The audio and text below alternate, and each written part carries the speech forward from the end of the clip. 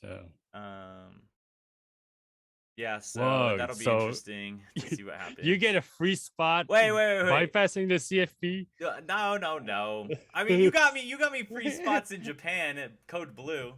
Hey, I don't know what you're talking about. Yeah, you did. Yeah, you did. Which I am eternally grateful because that was amazing, by the way.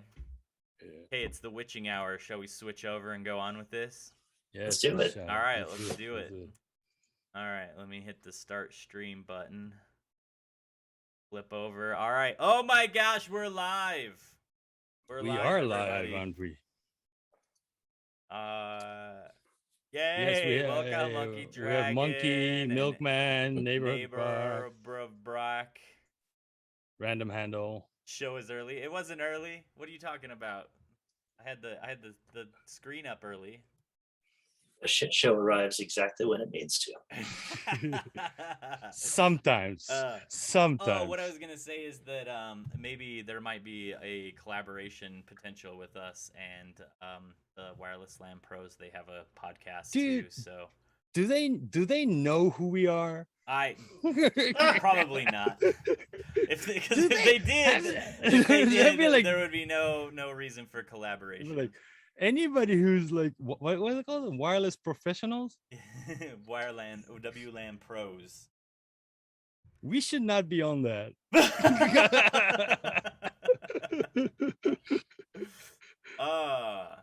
Princess is here. What's up? Hey. Well, not only that, look who we have. We seem to somehow kidnap Andy and get him back on the show. Yes. Good to have you, Ark. It's great to be here. Thanks for having me again. Yeah, thank you very much. Because we figured that, with the worldwide war drive over and the debrief by the RF Village done, we could do a unofficial debrief and venting session on for our viewers, the politically incorrect venting session, I would say. Oh, excellent! I'm in. So, but yeah, I mean, did he willingly come back? Yeah. No, I was blackmailed into it, but that's all right. Yeah. Well, hi, DNS Princess. Hey. Oh wow. Yes. I was like, that wasn't me. It contravenes the terms of my blackmail. Now all the information is going to be exposed anyway. It's fine. Right. Somebody bring me a delicious Mountain Dew. Yeah, you're on your own for that because this show we drink Red Bull. Not only that, but Twist Top Red Bull. Twist Top Red Bull is the way that you're supposed to drink it. Blackmail is cool. Okay. So Andy, I don't think we need to do an opening. I mean, we had 3 shows in the last 10 days, which is ridiculous. Yeah, we've never had this many shows. Like back to back to back to back.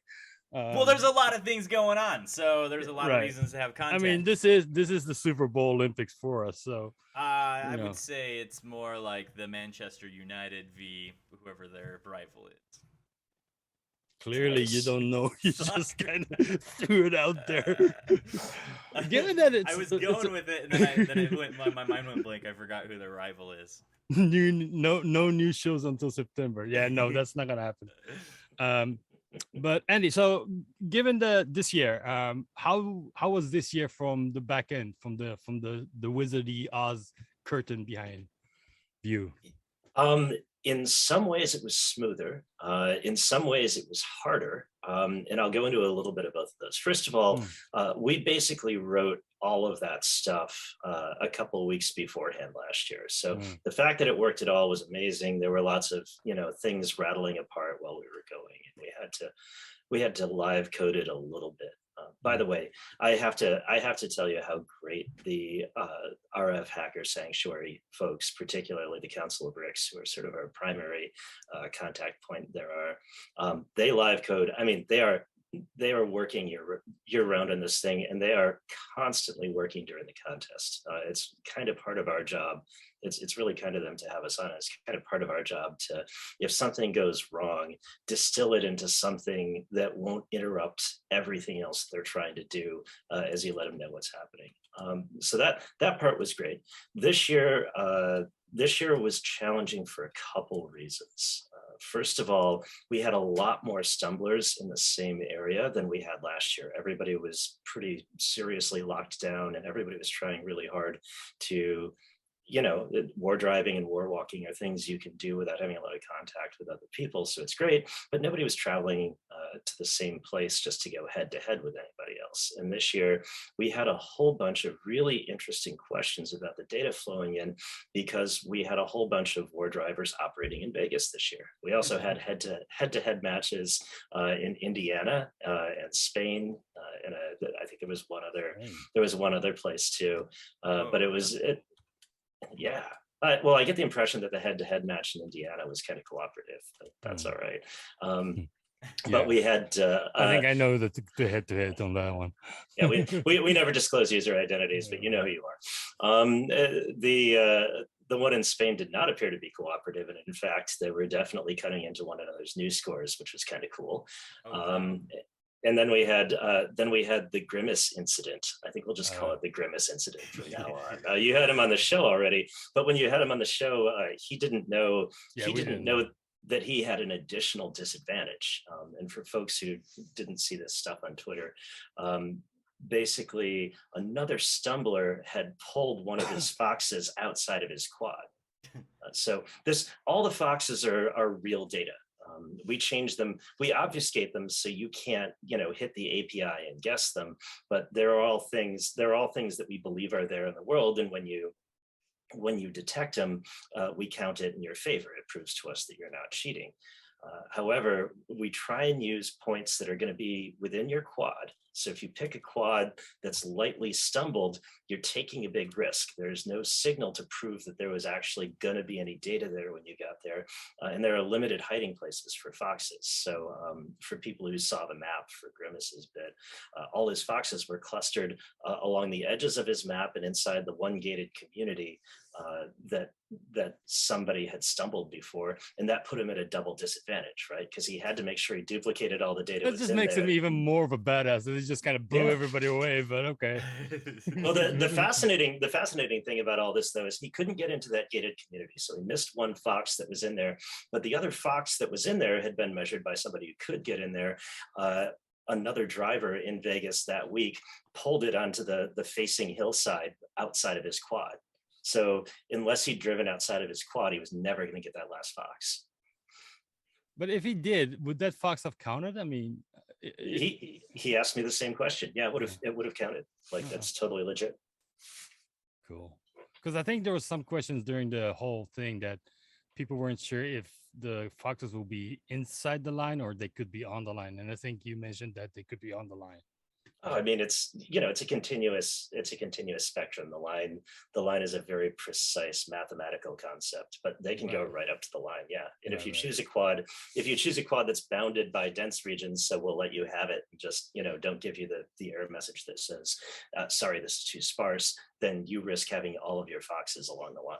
So what I hear you're saying is the line is greater than or equal to. Is that what I'm hearing? That is exactly what it is. It's right on the, but geo coordinates are a continuous thing. Like that's, I could draw a pencil mark along any given geo coordinate, and it would still be inaccurate because it would be too big. Yeah, right. I think even the maps are not reality, right? I mean, streets change, terrains change, so throughout the year, I've used various apps to do my war walking, and there are streets that you guys have that Google doesn't have, and Google has streets that you guys don't have, and there's streets that don't exist on neither of them but are there actually, so it's just like so that's even common pedestrian walkways. Yeah. And that's one thing that's cool about like open maps, because you can go in and add those when you see them. I got involved with that with Pokemon Go. Spike Rose has a question. Can we see where our foxes were now that the event is over? Yeah, we won't publish them to the world without your permission, but hit me up on Twitter or hit the Wiggle account up on Twitter, and we'll get you a picture of the map and everything. I saved off the top 10 just in case anybody really wanted to know, but the foxes followed the data is the short version. So you should I think probably the pro move is to take a snapshot of your quad the minute you sign up And remember that if you can't find your foxes, it's probably hiding someplace where there was already data. Yeah.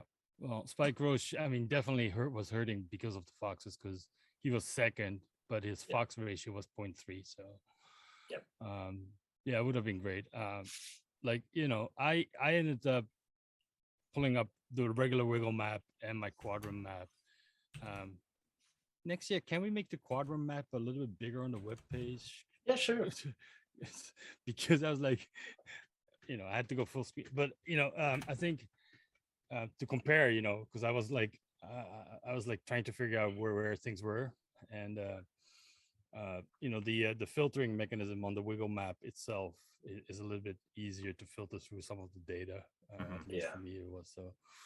But yeah, Got so I think I think there was I think once again Grimace did great. Spike Roach really hurt because of his quad selection, but I think there was a discussion around whether or not the quad selection was a fair process or not. And this is my take. This is not anything else other than me going through the data. So what I did is I grabbed the worldwide world driving leaderboard and I added a column that says starting square Wi-Fi per square meters. And hold on, I think it'll be easier. Hey Mike, you mind if I share the screen? Hold on. Yeah, go ahead. You can throw it over my face if that's okay. Go ahead. You put it on. All right. See this? Can you zoom in a little bit? It's a little bit small. How's that? Yeah, that's plenty. That's fine. Okay. So what I've done is here's the top 10. I just labeled them red because it makes it easy to watch. Starting squad Wi-Fi, starting quad Wi-Fi. Starting squad. Starting quad Wi-Fi. If you sort out by starting quad Wi-Fi, I thought I had a dense area, but Pwn E4 has way more than me because I'm like down on like 31st when it comes to starting quad. Real quick, how did you pull this calculation? Oh, is this in the table that you provided, right, Ark? Yeah, this is on the from the wiggle from the table. Leaderboard. Yeah, okay. Yeah, from the leaderboard. Gotcha. Right? And if you look at the leaderboard, you can see that that's just a REST data endpoint. So you can integrate that with anything you want. Right. So and then you look at the square. You do the. So what I've done is I've taken the starting quad Wi-Fi numbers, and then I've done a per Wi-Fi per starting quad square quad thing.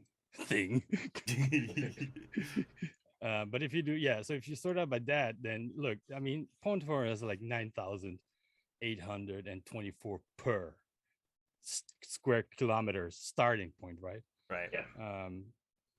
And Grimace is like way down because of he had like 500. Yeah, see, he's like 89. 9 per square kilometers, right? Mm-hmm. So even from like density point of view, like Spike Roach has the lowest density, but not the lowest starting square per, right? Yeah.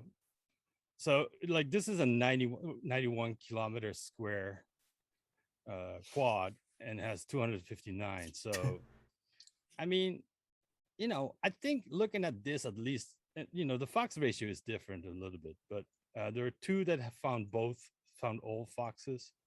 Well, I can't sort for shit. Armand and O'Malley. But once again, I mean, it's like, if you go through, so the new Wi-Fi ratio, I mean, Grimace just blew it out of the park, but not by much. I mean, I think 2 is Spike Roach. Yeah, Spike Roach is second. No, Spiky Roach was hampered by the fox. Yeah, hampered by the fox finding. Right. So I mean, it's not that much of a difference right there. I mean, okay, then it kind of drops off, but so I mean, I think it's. I mean, I'm gonna stop it for now. But given that, it's like I think it's fair enough for the competition at this point. So Well, and the thing too is how many participants did we have in the first year? right. How many was there? Was I it don't like know off the top 30 of or my head. 40 is what my I, brain remembered.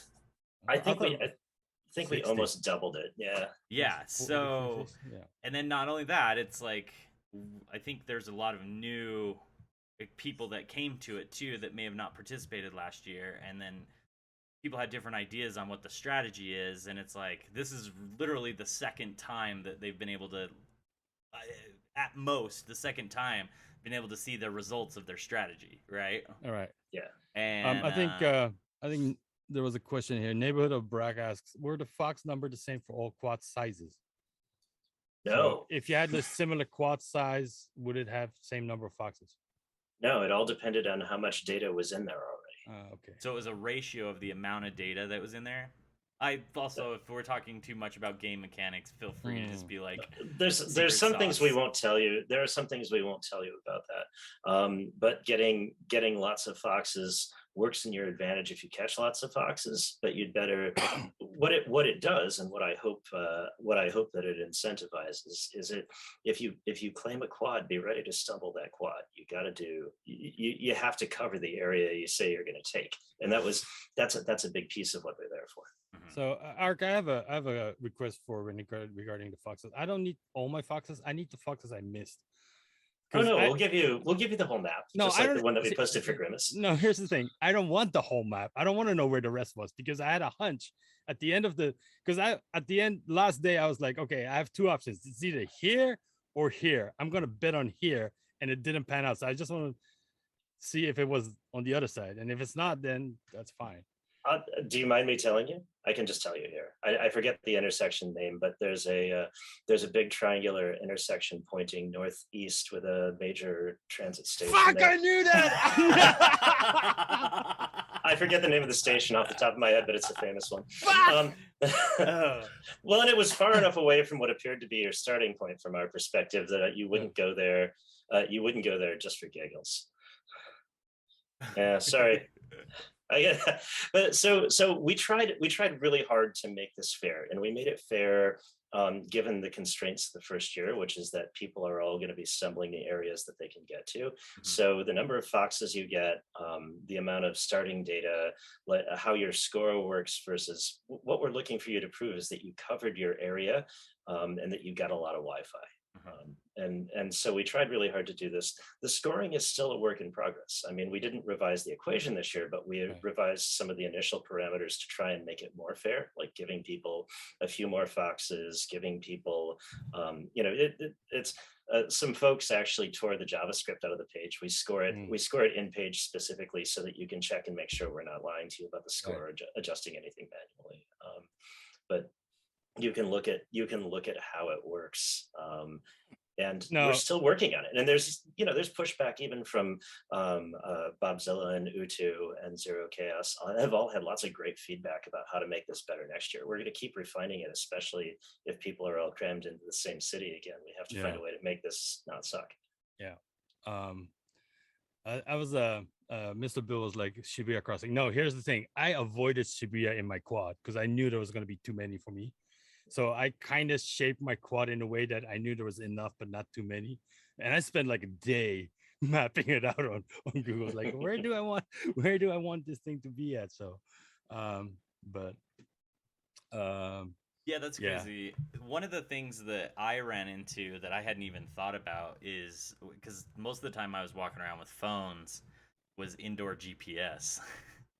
Or the lack thereof of GPS in casinos and stuff inside of like just Mandalay Bay, because I spent pretty much my whole weekend, or not even weekend, but my whole 7 days I was in Vegas, walking between Mandalay, down through Luxor, Excalibur, and down into Bally's, and then over to Caesars. I was basically indoors the whole time, and I was just like, well, shit, I'm not catching anything. See, that brings up a whole nother tactic if we are going to do this in person, right? Yeah. Somebody could walk around with a hack RF and just spoof GPS all day long and knock everybody off.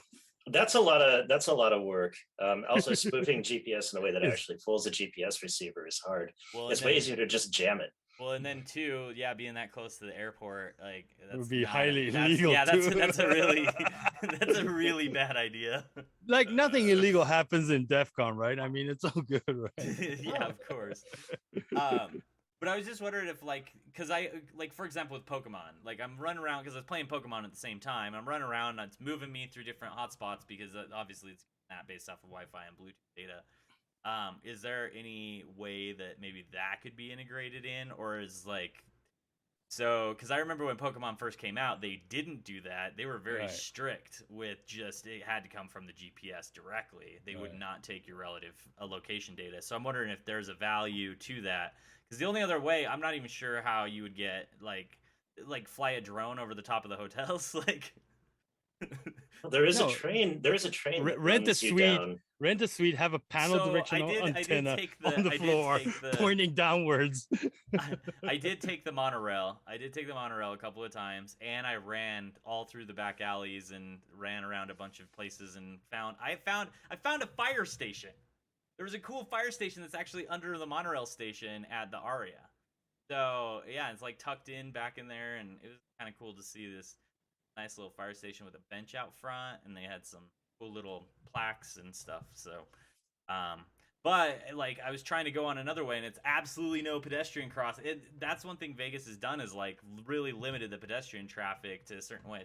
So I may or may not have jumped a fence and kept running to get to the. Did you get did a lot of people stop you and lecture you? No Because one I've stopped stumbled me. Vegas. Yeah, I've stumbled nobody- Vegas pretty guerrilla style, and I've been stopped a lot because they especially when you've got all that rig on, they're like, this guy is trying to do an Ocean's 11. There's no way we're gonna make it. Well, I don't have a rig. I literally had either a backpack on or I just had phones in my pocket.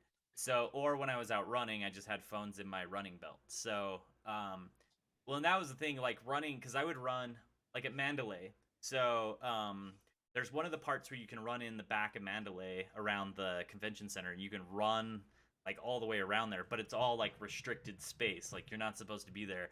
And so I did get asked, you know, what am I doing? I'm just like, I was out here running, I just got lost. And you know, because I was trying to catch some of those things from the back end of things. Because there's a lot of little side streets and hidden side streets and stuff that around Vegas. It's really crazy. So you just gotta, I don't know, make sure you're in the right one. And then too, there's a lot of doors and stuff that are now locked, like that go to parking garages and stuff that you used to be able to go like directly from parking garage to another parking garage at another property and be able to, you know, just move through. And now that stuff's like more locked down. It was just kind of surprising because I hadn't been that like deep on the streets in Vegas in a long time, and I've never had problems. And this time I was definitely running into issues, like going property to property right on the strip. But it's like once you get one street off of the strip, you're fine. Like everything's, you know, back to regular city life. So you know, I the think, security there- posture changes after there's a huge devastating event. So Couple of them. I see your net has a question. Where was my last fox? Same. I don't think I can pull this up in real time. Let me see if Okay. I've got it ready to hand here. I guess Um, he's over on the Twitter. So yeah, hey, DM Wiggle or Arc I- on Twitter. Kernet, your last fox was literally right next to the there was sort of a line of them on the eastern side of your map. It was just like a block north of the last one in the east. everybody's like, yeah, here's the, because like, you know, in poker, you know, there's the term fox hunting, right? Where they you know, the hand is over, but they just want to see what the next card was gonna be.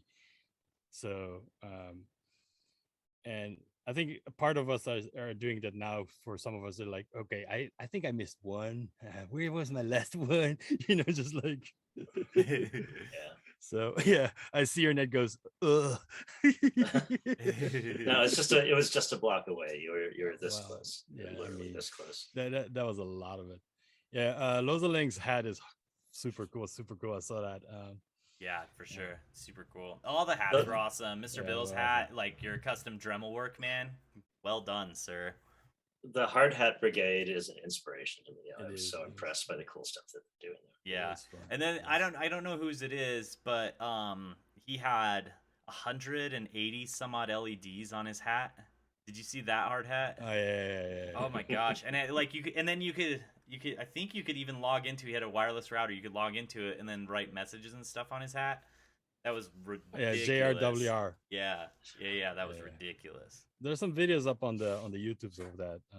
That was Hatchan. Yeah. Okay. Oh, and then what was crazy is too his like cable management was next level. Like it's not just one thing to like throw shit together, but then to have a cable managed and yeah, very impressive. Yeah. I mean, the number of things going on in these hats, you have to. Yeah. Yeah. Well but- done, Mr. Bill and company. You guys And, are yeah, you guys are it was crushing fun. it. I love I it. really, I want to thank Grimace for putting together, streaming me into that Wigglers meetup on over Vegas. That was fun. Oh yeah, that was awesome. I'm so glad yeah. you were able to join too. Yeah. I'm sorry I didn't make it. I really wanted to make it to that, but the timing just did not work out. Well, It's all good. It's all happens. good. It's We all know good. we know how that goes. I'm pretty sure like more than half of the people there are now here. So I mean, this is technically. Hey everybody, sorry I missed it. I suck. Well, it's fine. It was funny because somebody was like showed up and was like, "Oh, I have a dinner appointment at 6." Yeah, somebody.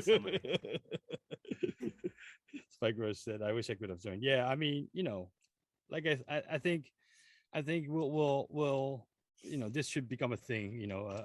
Like a fireside meetup at RF Village, even if we go Yeah. live. I mean, I think it's kind of fun to have everybody from the world join up and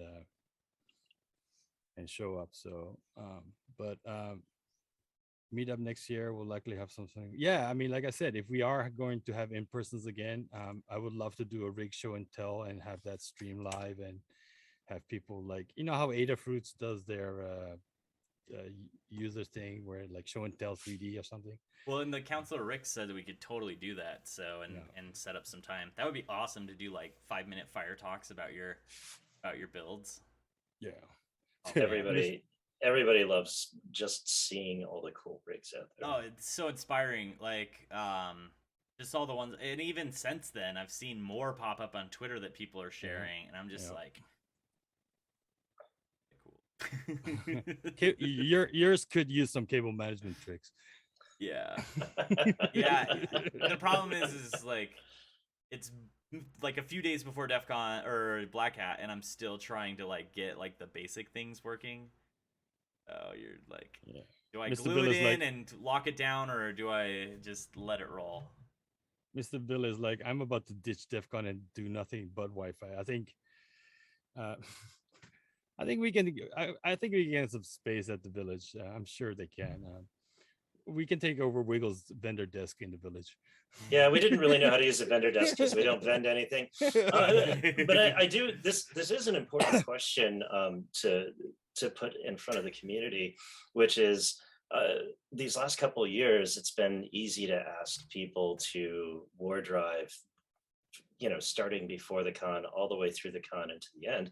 But that's a huge commitment. So think about like what's the right way. I really hope that the RFHS folks want to keep the worldwide war drive because that's awesome and I love doing it. Yeah. So as a international traveler, my preference would be that the worldwide war drive happens, I don't know, 3 weeks ahead of the actual con.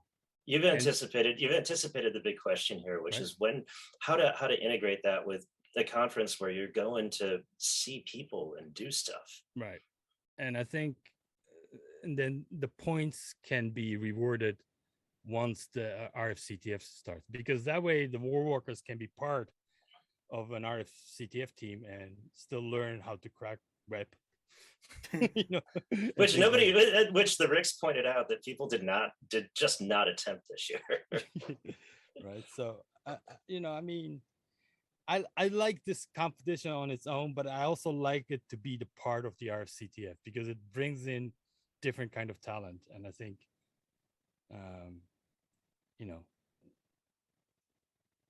I think it brings in diversity in talent.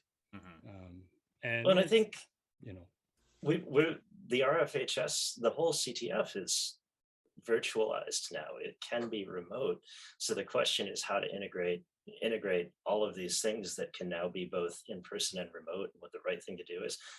My ask here isn't to tell you what we should do. It's to ask the community to, talk about what they'd like to see and help figure out what the best solution is to this. Yeah, I mean, I think we have been lucky that we have gained some traction among the war walkers here, that we can get an opinion out, in a positive way of how everybody wants to do this, right? Because I mean, maybe some people do want to have it in person, and I think some people, like, I'm sure that there's international people who never be able to go to DEF CON, or Right.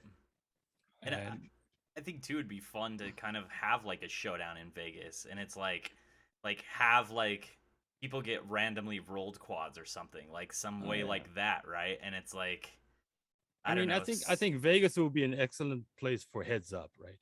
yeah, one to one or end-to-end competition, right, because the battlefield is pretty level there. Like, right, there's not any place that's more, I mean, especially for how sprawling it is. Bring back Wi-Fi shootout. Yeah, we have a urgent request from one of our chat people. Hold on, where did I miss that? I think wait, Urgent quest? Oh yeah. Lozening says, I still want my Wiggle internship. I did see that. We're working on a Wiggle intern t-shirt, and we're working on a this is a pretty rough sketch, but the integrated global logistics experts delivery logo that El Cantaro asked for. So unfortunately, all of the Wiggle graphic design, except for the amazing logos this year from Cato 8, come from me, and I'm a terrible graphic artist, so it takes longer and it turns out worse than it should. I apologize for this. So I did, by the way, find Spiky Roach's quad here. Spike, do I have your permission to tell people what was going on here? We can let that sit for a while. Right. There's a delay between the stream and thing anyway. Hold on, I got a package. I'll be right back. Oh, what did you order now? I bet it's Wi-Fi dongles that he's gonna put on the shelf and then find them in a year and a half later and forget that he was. It's a new rig. It's a new rig. He's already starting build on the next rig. Wouldn't surprise me. It legit wouldn't surprise me. Let's see. Do you have any idea on the number of people who did the contestants who did like Wiggle CSV uploads versus directly from the app? Like I didn't do the breakdown, because that would be kind of interesting to see how many people were like, rolling custom rigs versus that, because you could kind of infer that, right? Yeah. No, and everybody, I mean, I think everybody's carrying hybrid these days, mostly because Android phones are so cheap and they make a good backup, if nothing else. You won't get the depth of penetration. There were people who drove areas that they couldn't get into very much, and so they were using amplified rigs and driving around the outside, like all the way around the outside, the full 360 degrees, and you'd watch points snap into place over the course of the contest. And that was really impressive. You can't do that with a phone, but there was a lot of there were a lot of CSV uploads throughout this whole thing, because I think, one, you can take an Android phone places that you'd be challenged to take a visible rig, and two, they've got a built-in battery and a screen, so if everything else goes sideways, you've still got an easy way to admin the thing. Yeah. I didn't even think about that, of like attaching large external antennas, because like always my mindset is accuracy, right? Like trying to get stuff as close as possible. But when you're in a competition, I feel like that this is a good time to maybe start exercising some of those, right? Hey, do the new Find Wi-Fi's get fully integrated into the Wiggle database, or do you guys do some cleanup? Yeah, they go in. If we catch you cheating, the whole thing comes out of both Wiggle and the contest. But that's our own data integrity policy. That's oh shit! The champ is here. Grimace. Welcome, Grimace. Grimace is like, yeah, fun forgetting to start Kismet. I totally feel you. I totally Well, feel you. it's so I have a Kismet rig. I haven't had a Kismet rig in years, only because I'm dog fooding the phone client all the time. But even so, like getting that set up with system management software. So if Kismet bombs out or if something goes wrong, it comes back. It was a little bit of a challenge when I was staging out my rig. I'm like, okay, how do I make sure that it always bounces back unless it's disk full or something else that I can't fix? Yeah. So Mr. Bill says I made my GPS log icon really big in Kismet. So Yeah. The funny thing is the way I've started is my Kismet won't start until I have a GPS log. GPS log comes in first and then it launches Kismet is how I have set up my rig. That's smart. So I have it running on GPSD and then I have a GPS pipe to ping it and look for the status until it gets a fix, and then it will launch Kismet for me, for my rig at least. Because there were times where because Kismet won't export data that if it doesn't have GPS. So that was like I mean, I know you guys will take it, and if somebody sees it, then you fix it, the GPS on it, I think. Yeah. Right. But that was the one issue that I have with my CSVs, is that sometimes it will have a GPS log at the very beginning and sometimes it won't. So I was like, well, I'm just going to make sure that.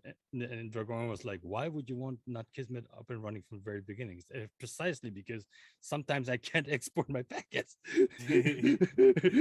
So the way I've set it up is that, I run it that, GPS lock first, and then it runs everything else after that. And then if something happens, I have a little LED on my shoulder strap remote that tells me what is happening, battery issues and stuff like that. Nice. So, but yeah, I mean, no, by the way, it wasn't another motherboard, so shut up. People are like, did you get another motherboard? More Wi-Fi ports? I was asking if it was 12 more wireless adapters. No, it wasn't. Dude, it's like talking about that incident. Like, I was cleaning a home yesterday because I was looking for something else. I looked behind the shelf. There's a bag of Amazon. I'm like, what the fuck is this thing? I opened it up and it's like, it has my name on it. So I opened it up. It's like, there's a bunch of like Panda wireless, and there was like a Sena UD in it that I ordered like last year. I was like, oh yeah, I forgot I did order this last year and I never. So. It looks like we have Spiky Roach's permission here to disclose his quad. So okay. I hope I didn't misunderstand this. If so, come in aside. But so we were watching you fill in, and remember that it follows the data that was already there. So we watched you blaze into the middle of your quad and then sort of work in the south most of the time. So you got all of those foxes over there, but at the very top of your quad, north of what looks like a country club or a park or something like that, there was one major street where all the rest of your foxes followed this sort of curving street that bumped right into the top of the quad there. And as always, we'll discuss it on Twitter, and I'll send you the map. I'm sorry it didn't work out better, but it was all one major street that was really near the top. Dude, that's crazy. One street at the top. Well, it's one of the only things that was stumbled at the time that he established the quad. Once again, quad selection is important. I think we had a whole episode before the show, or like that was a Tuesday show you and we did, right? Yeah. Dark Matter and I, where we ended up talking about our quad selection process because of, like this year it was just like so much more intense. Dude, one thing too that I found was hard for me is that I had just a lot of things going on, and then that made it distracting, and then because of the distractions, and then the indoor GP, because my whole idea was I'm going to be inside, I'm going to be able to get all these hotels, I'm going to get all that info, and it's going to be awesome. And then it's like, shit, none of that worked. So it's like, all right, now I got to go drive and go do this. And I did some excursions around to a bunch of different places, but not nowhere like Grimace or others. Definitely should have went. Well, I think here's the thing is like, it helps. I mean, it helped me at least that last year Grimace lit a fire under me.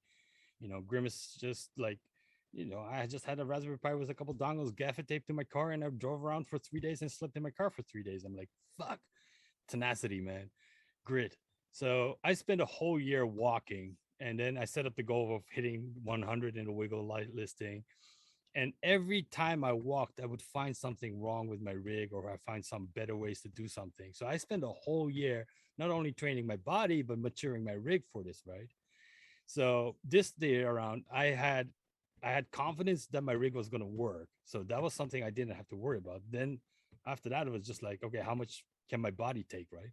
So, and I think that's the lesson learned. I think for a lot of newer players this year is that okay, you have the rig now, or you don't have the rig, or you're gonna build a rig or whatnot, right? Um, and the rig that I have now, for example, it looks totally different than the very beginning, right? Uh, at the beginning, I was, it was much bigger, it was much heavier, and then, I keep cutting it down, keep cutting it down, get smaller, make things more efficient. Even on the software side, things I like, turning off login on your Raspberry Pi rig really helps to reduce the writing on the SD card and wearing out, so you don't have to keep cloning your SD card every month or so. Yeah. Right. So, I think, I think everybody who played this year, and if they're gonna play next year, regardless of how it's gonna be, I think they should continue to keep using the rigs, for a while, and see different scenarios, because that will give you a tactical advantage over some of the other players who, and then, in the end, like, look, I mean, you have to, you could make the, like, I tweeted out that a lot of 50 Samsung S5s for like $2,000. Right. I saw that. That was pretty crazy. I was like, that's the price of a rig. It's just like, you could actually just throw them all in a box and just like carry that thing around. Just like, you'd be done with it. It's just like. But yeah, I think DNS Princess said no matter the score, it was a lot of fun. And yeah, I think, over the year of really focusing on war driving again, because I haven't traveled, I found, like, I really want to thank, Wiggle for, guiding me into small alleys in this city that I've lived here for 20 some years. I have never been at. Because I'm like on the map going, okay, that little route there hasn't been wiggled at all. And I'm just like, and you think like Tokyo, everything has been wiggled, but I mean, there's not that many wigglers, I guess. But which is another request that I have, is like, I want a per country countdown of wigglers, because that might.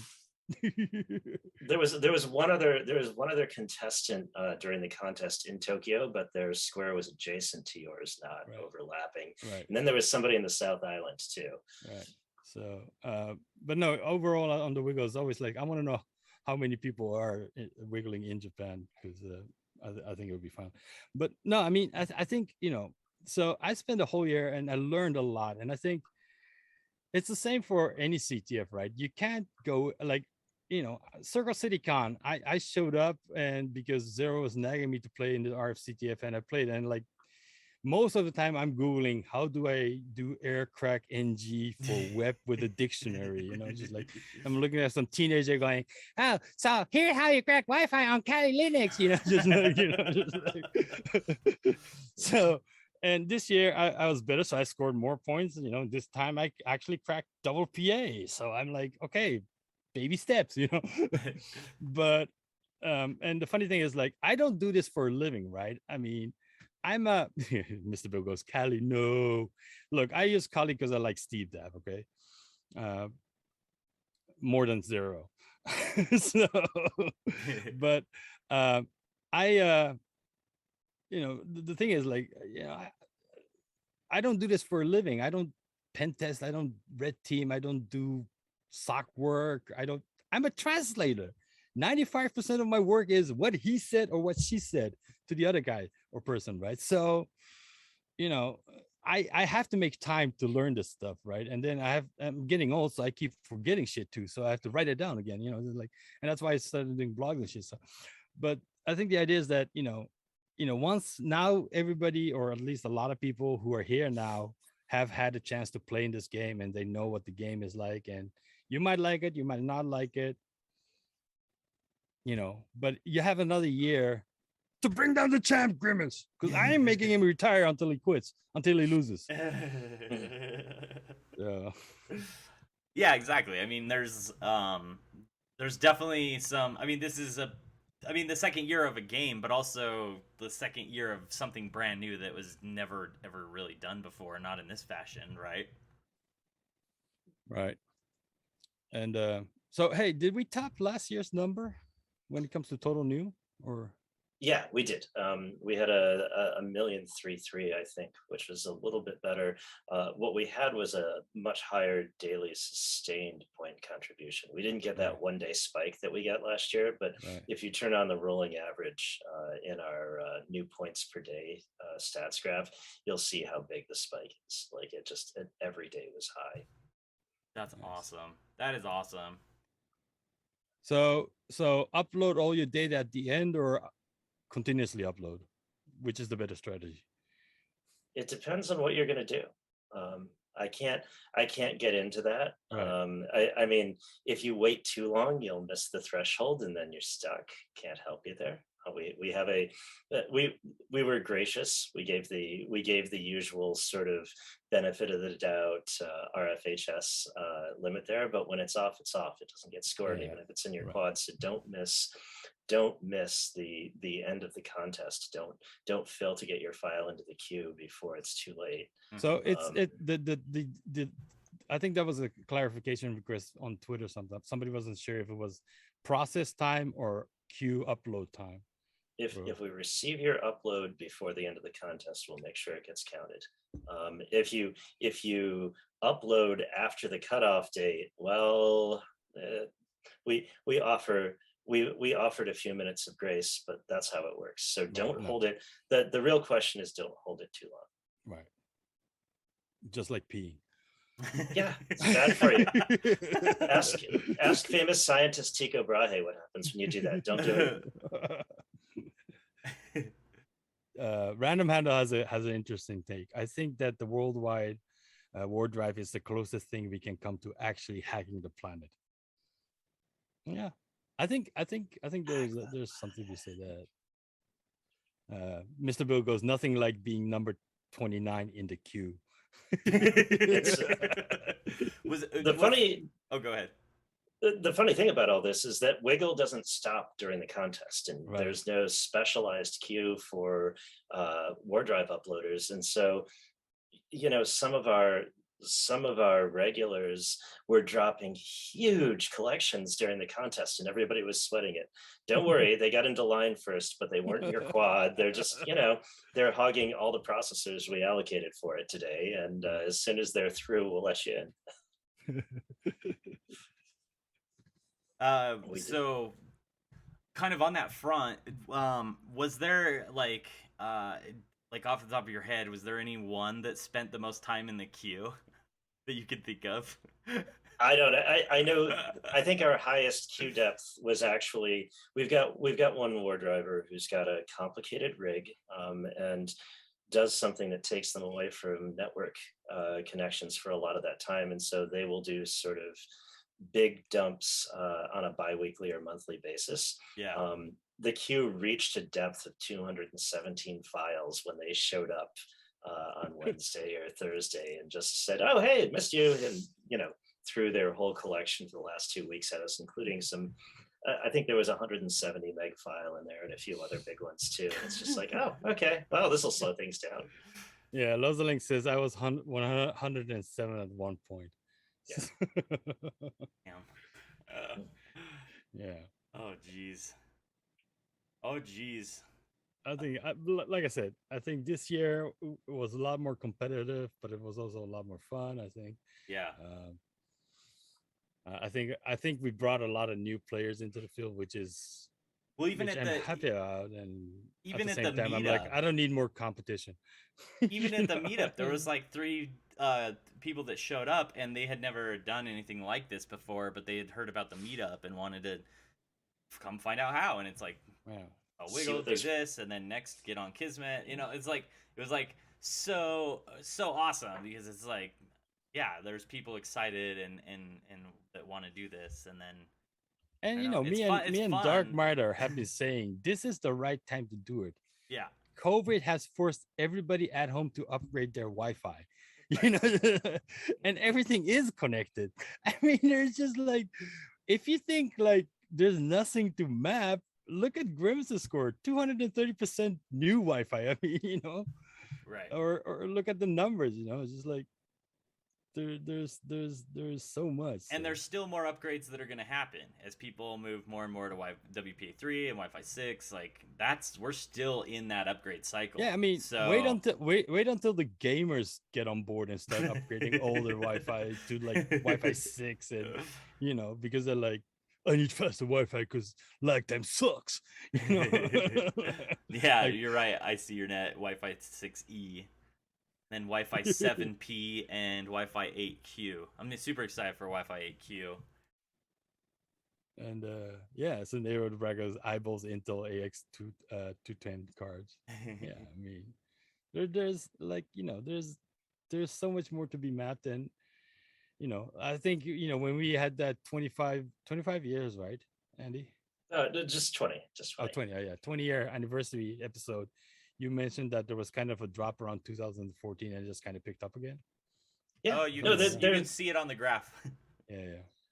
you can see we've gone through cycles. Like the advent of phone stumbling was a really big ramp. Right. Yeah.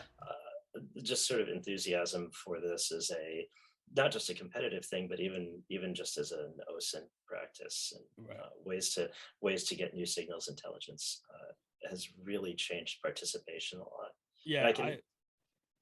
You first. No, go ahead. Go ahead. I was just going to say, it really, I'm glad to hear that it's easy to get started. I know that it definitely, I know of at least 2 people in the top 15 who are just using phones to get those scores. So it is possible. Mm-hmm. Like you don't need to sink a ton of money into this. You can just. I know one guy who walked a lot. Yeah, but his feet really fell apart. Although, because he wore sandals instead of shoes.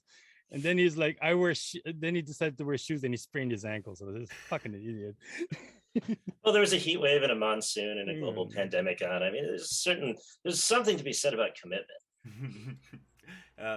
Side note too, so because I had gotten stuck in an airport in Salt Lake City, missed a flight, and anyways, I was up there for about 8 hours, and so I'm like, is it all right because I already registered a quad, and then so I registered another one, and then the next thing I know, it's like Zeros hit me up. He's like, "You cheating?" And I'm like, "I don't know. I don't see how this can be cheating. It's 2 completely different things. I'm trying to kill some time to see what happens." So my strategy up there was to like make it 99% the Great Salt Lake, and then just the airport. So it doesn't look like that strategy. In case anybody wants to try to do that in the future. So here's a question that I have from a strategy point of view. What if you just collect all the wiggles or all the Wi-Fi for a year, and then you set your quad and you dump the data? I thought about that too. Like, what if I had like a bunch of data? You'd have to falsify it. Are you looking at timestamps? Yeah. So you could falsify it, and I won't get into how we'd catch you, but I think we'd catch you. I don't think you'd like how that turned out if you tried to lie about we had to turn. So I can tell this story. A couple of people were on really old Android tablets. We had 2 users, in fact, who had a similar problem. Different models. One was a Nexus 7, and another one was a Galaxy something or other. But they were both running fairly like. We work really hard and create all kinds of problems for ourselves to try and keep Wi-Fi war driving running on older Android devices, because those are the ones that you don't mind screwing around with. Right. But the GPS chipsets on these old tablets, for some reason, and I'd have to really dig in to figure out what they're using. But they were getting, in spite of the fact that GPS requires really accurate clocks, they were putting the wrong year in the timestamps. So we had to basically help people rewrite their files with accurate timestamps, then turn off the way we catch you in order to accept those files from them. Yeah. Sorry, phone call. Kimber has a question. How many phones in the top was the phone only? Oh, the phone only people? Yeah. One of them was 2 phones. I don't know the other one. Just only phones. I assume it was a bandolier like Dark Matters. Yeah. An epic bandolier made by Kentaro Truly. But yeah, the other thing is that's where I use my GPS, right? My GPS lock secures that I have a GPS lock, but it also syncs my clock on the Raspberry Pi so that I have accurate timestamps. Well, that's what was amazing about these things, is that the positions and the times were accurate. The years were wrong. Like it's a driver error or something going on here, because it's those. I don't think those exact same satellites would be in the exact same places. You know, one of these fixes was giving year timestamps with 1969. Maybe we had a time traveler. Yeah, time travel is not a viable strategy to win the worldwide war drive. By the way, don't do it. Travel back in time, wiggle it again. Okay, I think we're coming up on the hour. So any more questions? Did anyone use a motorcycle scooter instead of a car? Yes, I think DNS Princess scootered for a while. Oh my gosh. So next year I'm totally taking, I've got a dope electric scooter. I'm taking that to Vegas because I think that would be super handy for smashing some wiggles out. Did anybody use a drone? I don't know how you would detect. I wanted to use a drone, but I guess GPS data altitude might be something. No one told us they used a drone, and we didn't see any anomalous altitudes, but they tend to be pretty imprecise. Yeah, I was gonna say altitude is kind of rough off of devices, right? Because it's on a lot of phones, it's actually just coming from the map location, isn't it? And then very few actually have a altitude sensor in there. Yeah, I think Lozeling has a good point. I think balloons would be better because there'd be less motors and there'd be less interference. Yeah, but the problem with that is you can't control it as much. Yeah, but you can just kind of float it. Oh, you mean like hold it over your shoulder as you walk around? That's my next way of lightening my load. I'm gonna have a blimp. You're gonna pull up my backpack. You're gonna have like a Garfield. You're gonna be holding a Garfield down the street. I think you need a little battalion of drones that buzz around you like an 80s video game. Well, here's the funny thing is, like, because people were like assholes with drones, Tokyo has a blanket no drone policy. So no drones in public spaces unless it's like a flight field, and there's no Wi-Fi in the flight field. So I did talk to someone, I don't remember where, I think it was at DEF CON somewhere. They were talking about being able to rig stuff up to one of the DJI drones, and with some minor modifications, he said that he'd be able to get like 45 minutes to an hour of flight time with using something about the same weight as a phone that would be able to get you all sorts of captures. So yeah, now I'm super interested because you can dangle like a couple of S5s off a drone. Yeah, like S5 danglings. I love it. Kentaro, right. build me a drone bandolier. I can do that. I can do that. I'm like, drone. You'd be like a superhero, like, yeah, deploy. I'm like,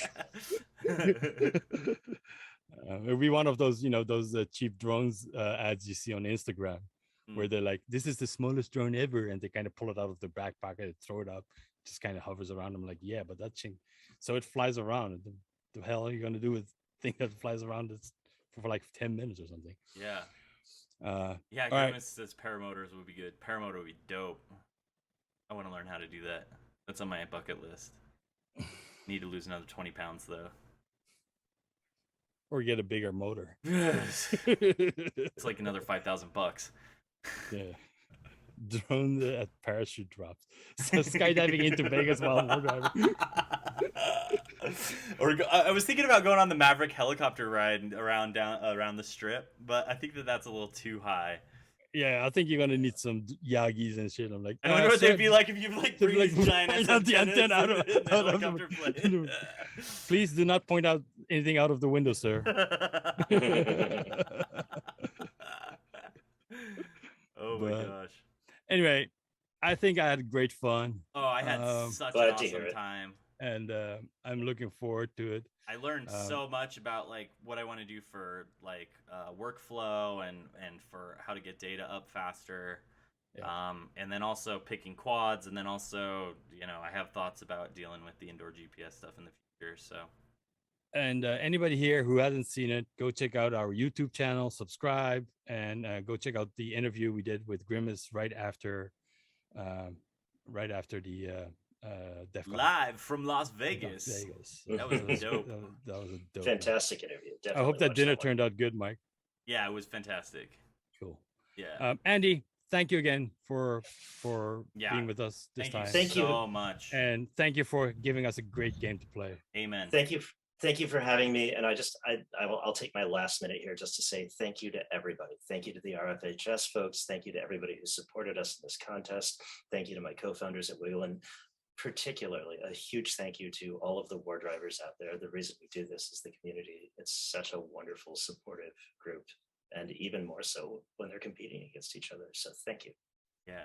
Yeah. This is gonna be one day on Olympic sports. So We're this close, people. We're this close. it's either us or skateboarding. Skateboarding is in already, so We're next. we're next. Oh my gosh. Dark Matter, you had something about you being a keynote at something? Nah, Or, that's nothing speaker? official yet. All right. TBD. TBD. But I'm looking to speak at some more conferences coming up, so all right. I'm super excited. Super excited. More conferences. I'm glad we did this episode. We'll see you again next week. Hopefully, are we doing it the one next week? Yeah, again? for sure. We should be Yeah, good. okay. Back to our normally scheduled occurrences. So As things wind down. So, yeah. but stay safe. Keep wiggling. We'll see you online on the Twitters and the Twatters and whatnots. Thank you so much, Wiggle. Thank you so much. Thank you, everybody Thanks in for the having me. chat. We appreciate all of you. Love your faces. Can't wait to see you guys next week. Peace out.